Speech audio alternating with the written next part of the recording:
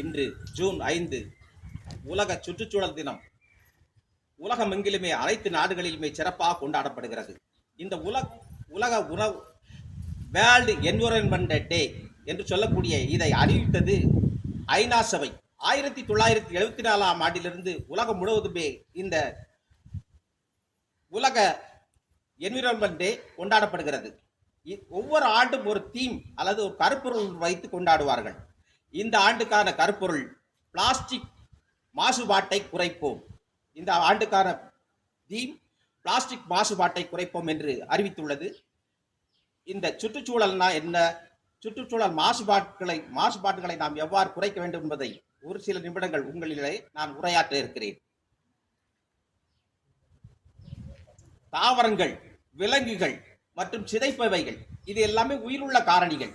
இந்த சிதைப்பவைகள் உலகத்திலே முதல் தோன்றிய உயிரினம் பாக்டீரியா. இந்த பாக்டீரியாக்கள் இல்லை என்று சொன்னால் உலகமே ஒரு குப்பை மேடாக காட்சியளிக்கும் என்று கூறுகிறார்கள். உயிரற்ற காரணிகளான காற்று, நீர், மண் இதெல்லாம் உயிரற்ற காரணி, சூரிய ஒளி போன்றவை உயிரற்ற காரணிகள். இந்த உயிரற்ற காரணிகள் இல்லை என்று சொன்னால் எந்த ஒரு உயிரினமும் இந்த பூமியில் உயிர் வாழ முடியாது. இந்த மனிதர்கள் மட்டும்தான் இந்த பூமியை அளவுக்கு அதிகமாக பாழ்படுத்துகிறார்கள். வேறு எந்த ஒரு உயிரினமும் இந்த பூமியை அளவுக்கு அதிகமாக பாழ்படுத்துவதே இல்லை.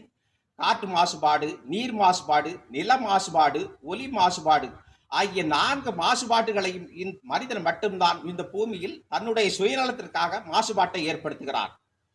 இந்த அனைத்து மாசுபாட்டுகளையும் குறைக்கக்கூடிய ஒரே இது இந்த மரம்தான்.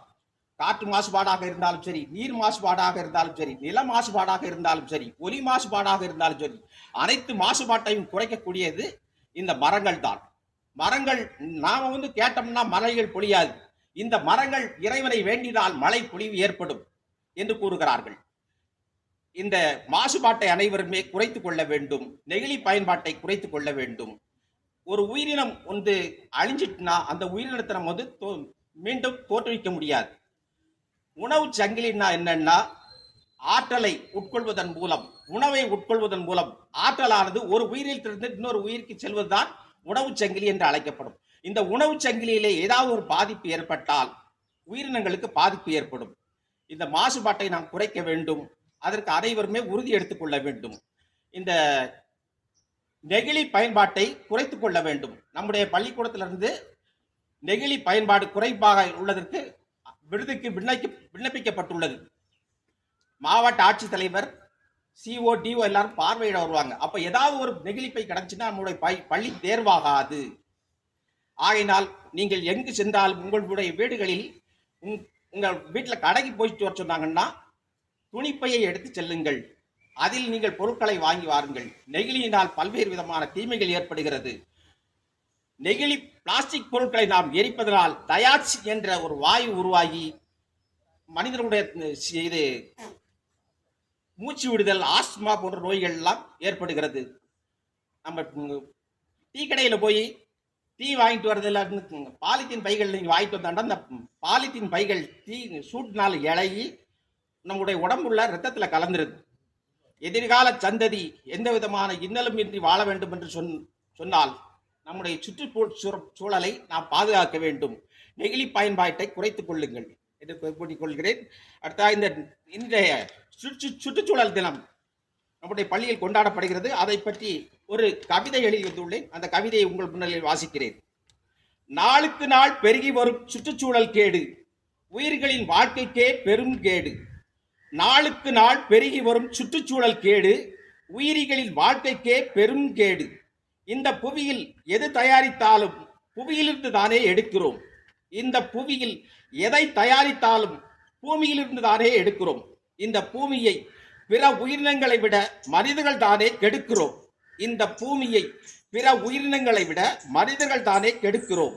நாம் மட்டுமின்றி எதிர்கால சந்ததிகள் இன்னலின்றி இந்த புவியில் வாழ்ந்திட இயற்கையை பாதுகாப்போம் என்னாலும். மானிடரே கேளுங்கள், தீமை தரும் வாயுக்களையும் மாசடைந்த நீரையும் பருகி வாழ்தல் முறையாகுமோ. மானிடரே கேளுங்கள், தீமை தரும் வாயுக்களையும் மாசடைந்த நீரையும் பருகி வாழ்தல் முறையாகுமோ.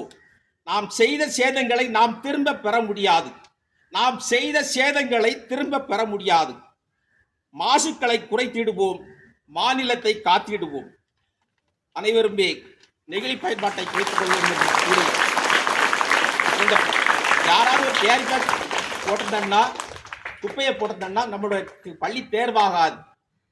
ஆகையினால் பள்ளி வளாகத்திற்குள்ளும் அனைத்து மாணவர்களும் இந்த நெகிழி பயன்பாட்டை குறைத்துக் கொள்ள வேண்டும், நம்முடைய பூமியை பாதுகாக்க வேண்டும் என்று கேட்டுக்கொண்டு பேச வாய்ப்பளித்தமைக்கு நன்றி கூறி விடைபெற்று செல்கிறேன். நன்றி, வணக்கம்.